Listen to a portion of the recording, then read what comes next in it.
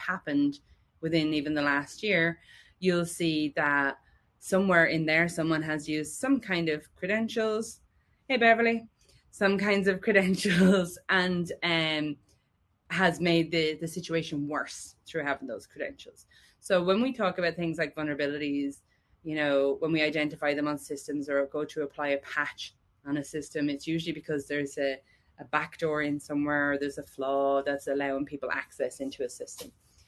If a hacker gets access to that system, that's bad enough. But if a hacker gets access to that system and has any credentials at all of any level in that system, then there's a whole other world of wonderful trouble that they can get up to.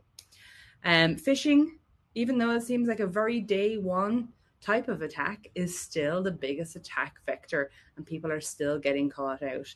And while there's a lot more creative kinds of this, with AI using samples of people's voices and using those in calls and people's images and such, we're still falling foul to clicking on that link in an email that looked like it was okay, or that email itself that looked like it was okay, and allowing them in there.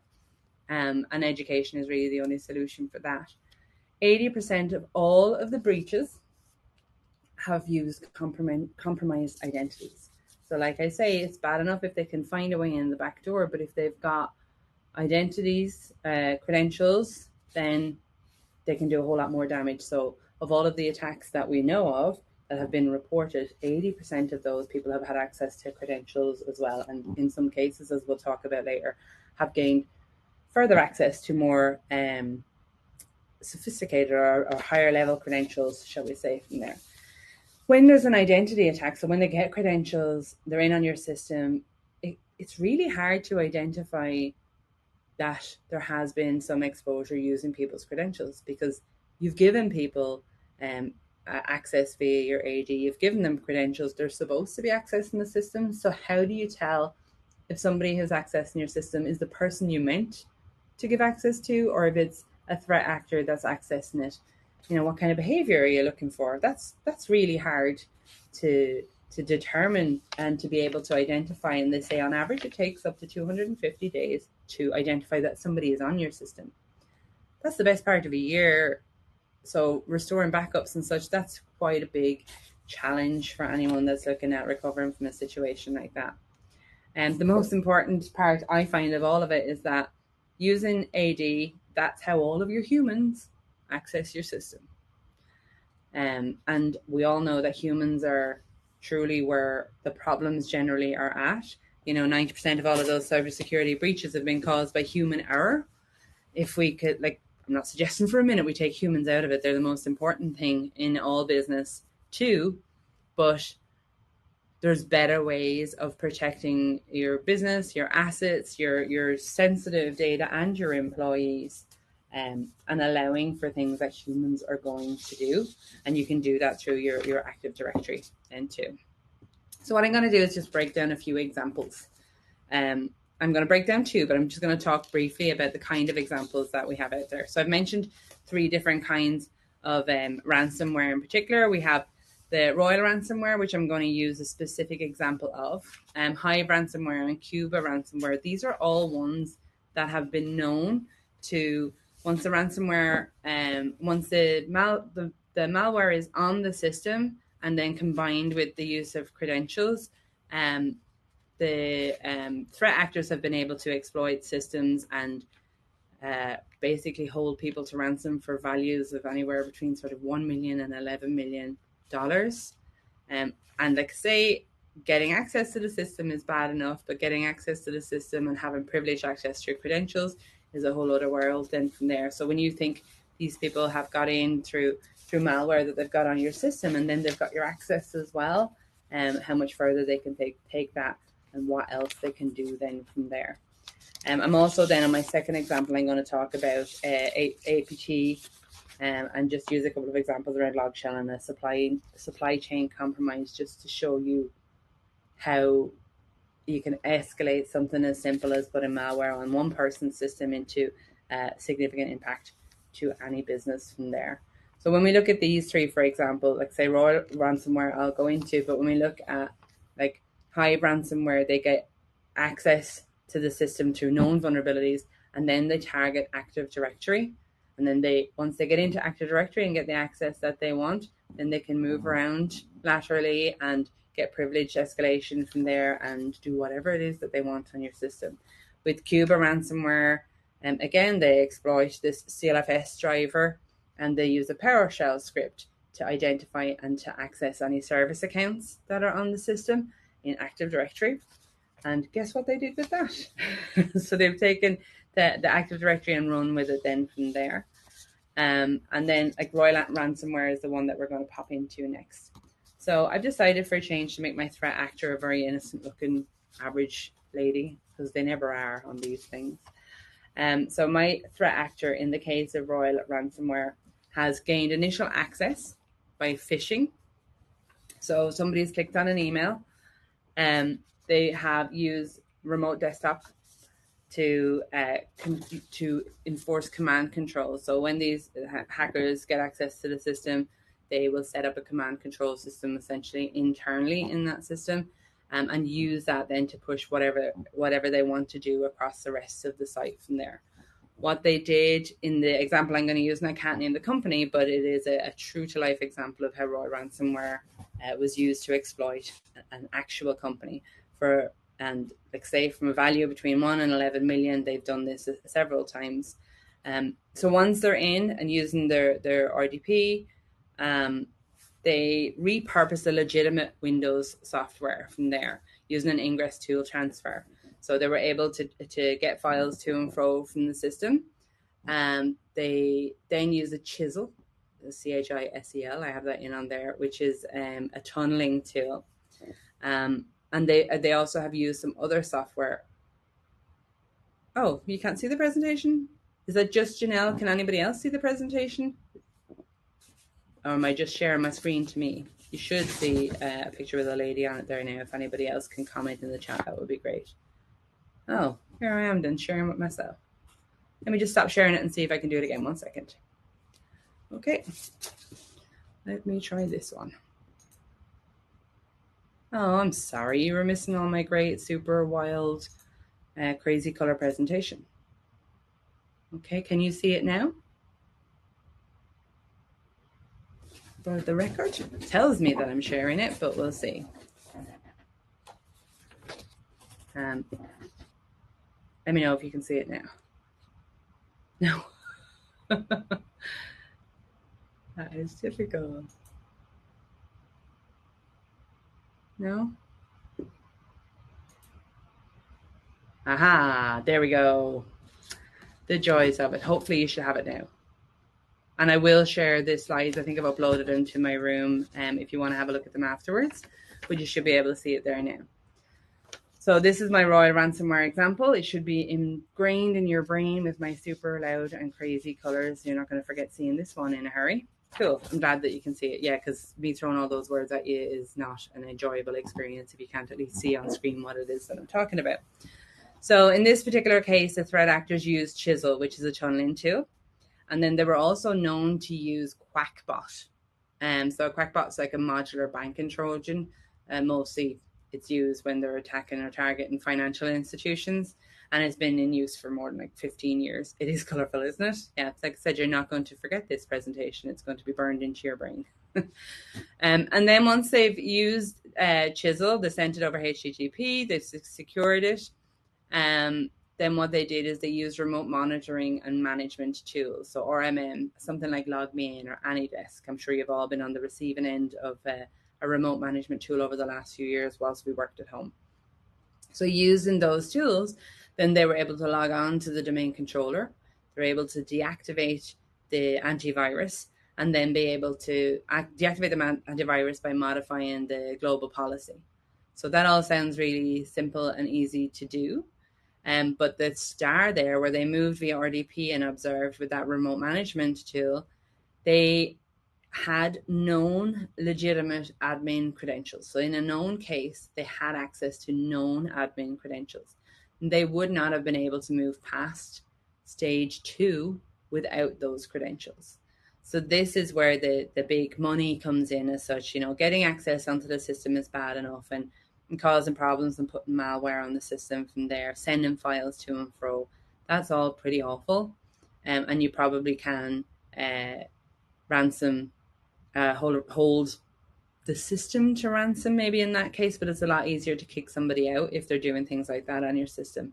However, if they have genuine admin credentials that they can use on the GC in that system combined with their access via this vulnerability, then you're in trouble. So what they did in this case is they used those credentials. They were able to exfiltrate a whole chunk of data, whatever data they wanted, enough to be able to know that it was going to be valuable to the site, to the business that it was on.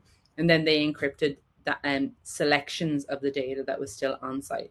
So when the end user went to access their data, some was encrypted and some was not, and it made it a lot harder for them to be able to determine where all of the damage was.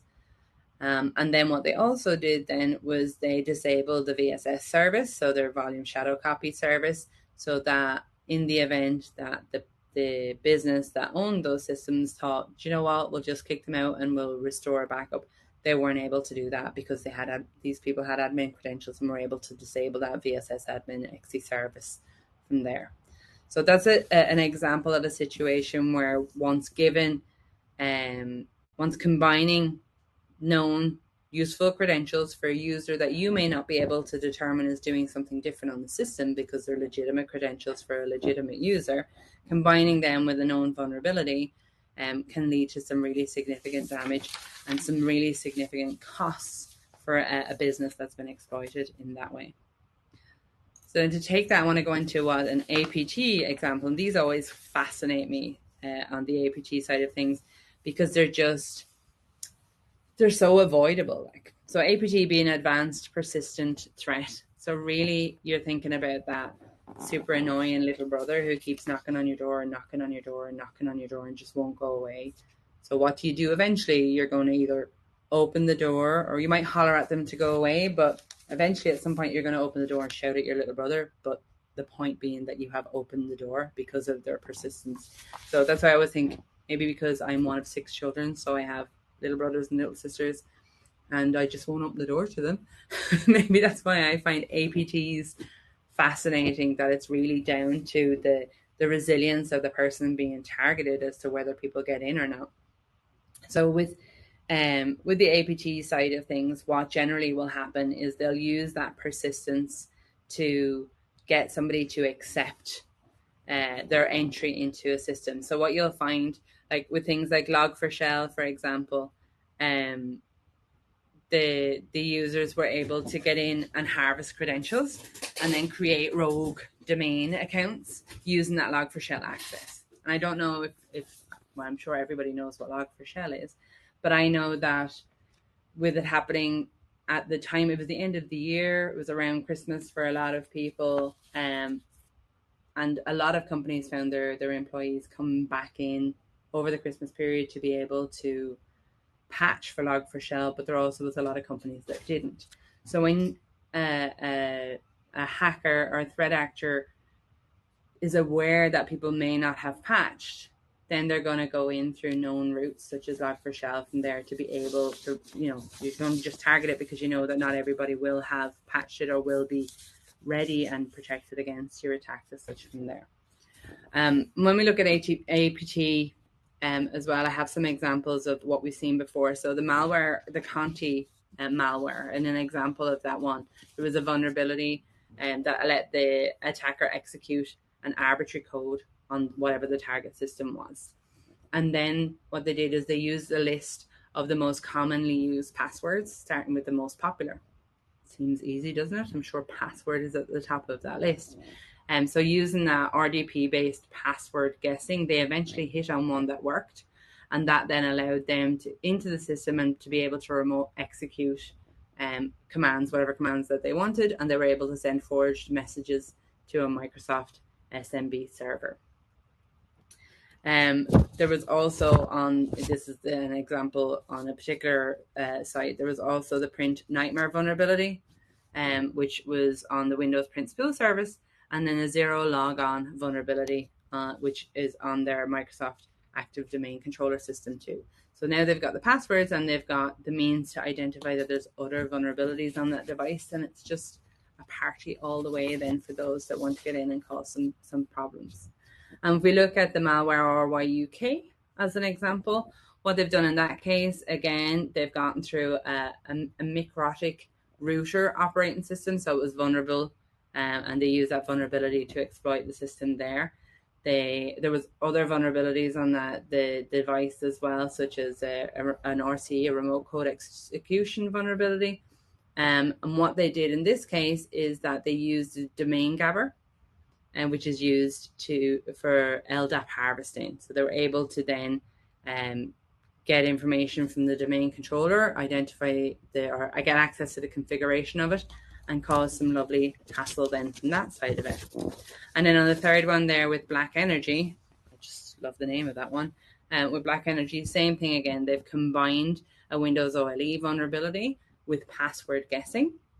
Again, using the list of most commonly used passwords, starting with the most popular against the domain controllers till they eventually hit the jackpot, and now they're on the domain controller with all of the access that they need.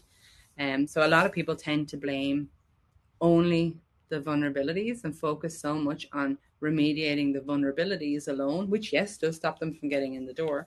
But in the event that you don't remediate a vulnerability and they do get in the door, have you put anything in place to protect yourself against them getting any passwords and what they can do with the passwords if they get them then from there?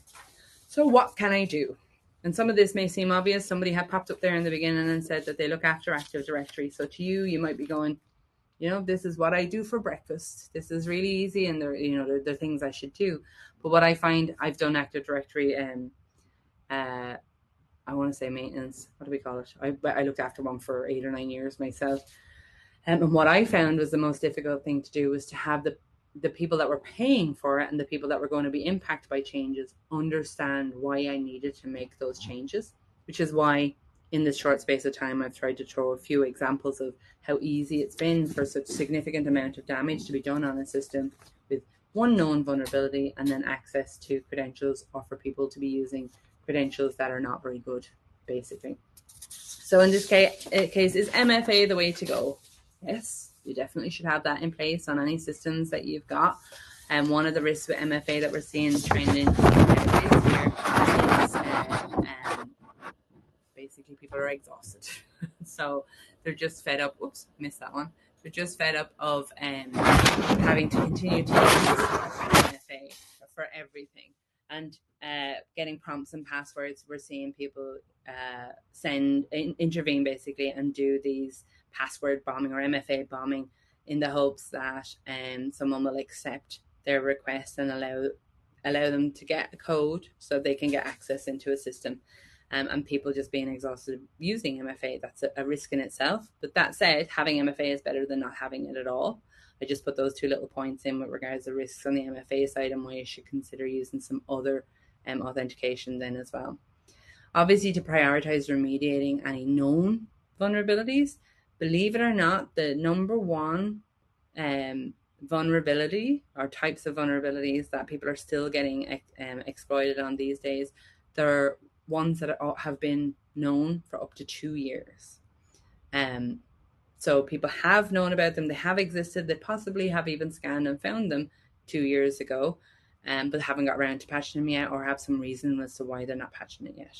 Other things you can do, if you don't already use authenticator apps, use them. Obvious things, never share your code. And then for those of you that are monitoring the system, keep an eye on password activity and token replays. Is there a lot of failed logins, things like that? Implement risk-based conditional access. So basically make smart decisions about who you're giving access to and what you're giving them access to, and for how long. If you can give timed or limited access to things, do that also, and then review it regularly. And then for everybody else who doesn't know anything necessarily about tech, strong passwords. Don't reuse the same password. And then phishing resistant authentication methods. This is something I was learning about only very recently, and it's worth having a look into, and I'm running out of time fast with regards going into any great detail on it. But it certainly makes it a little bit easier for your lay person to help protect them. And then any education around social engineering. What does it look like if people are trying to communicate with you through social media and get information, if they're targeting people for attacks beyond just phishing? How do you tell your employees what to look out for, what's real, what they should raise the flag for? Stuff like that. It's worth educating them on all of those things. And the more stories that you tell, the better, because if people can relate it to their own life and understand the stories behind it, then they're much more likely to act upon it because you've made it human. So that is me, short and sweet. If you want to connect with me, I am on LinkedIn. That is my LinkedIn name. And I'm not confident now that it's there. I was going to say I have shared the PowerPoint in the room. If you don't see it there, please just pop it tell me in the chat. And what I'll do is I'll just pop it into the media share in the next couple of minutes. So if you want to have access to that, have a look at it then for later, since you missed the first 2 slides because of me. Knock yourself out. And if you have any questions beyond that, feel free to pop over, drop them into the chat, or give me a shout on LinkedIn later when you're done watching the rest of the sessions. It's nice to see you. Have a good day.